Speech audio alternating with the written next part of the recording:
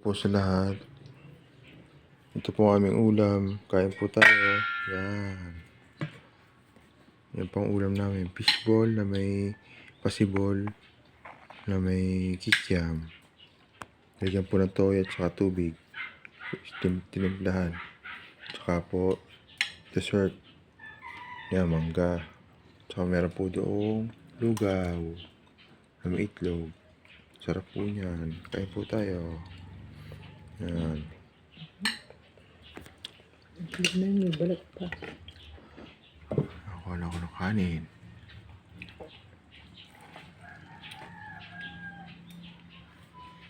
Yan. Kain po tayo.